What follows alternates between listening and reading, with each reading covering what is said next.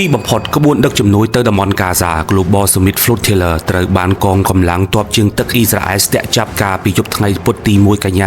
2025ខណៈដែលក្បួនទូកដឹកជំនួយដ៏ធំបានទៅគៀកឆ្នេរសមុទ្រកាហ្សាដែលជាការជិតបញ្ចប់នៃការធ្វើដំណើររយៈពេល1ខែដែលអ្នករៀបចំហៅថាបេសកកម្មដែនសមុទ្រស៊ីវិលដ៏ធំបំផុតទៅកាន់ទឹកដីដែលត្រូវបានឡោមព័ទ្ធក្នុងប្រវត្តិសាស្ត្រយោងតាមរបាយការណ៍ជាច្រើនពីអ្នកចូលរួមនិងអ្នករៀបចំបានឲ្យដឹងថាទូកដឹកជំនួយប្រមាណ40គ្រឿងដែលដឹកសកម្មជនប្រហែល500នាក់មកពីជាង40ប្រទេសត្រូវបានស្ទាក់ចាប់នៅក្នុងដែនទឹកអន្តរជាតិប្រហែល160គីឡូម៉ែត្រពីតំបន់កាហ្សានេះបើយោងតាមរបាយការណ៍ជាច្រើនពីអ្នកចូលរួមនិងអ្នករៀបចំដែលបានចុះផ្សាយដោយ New York Times កាលពីថ្ងៃទី1តុលា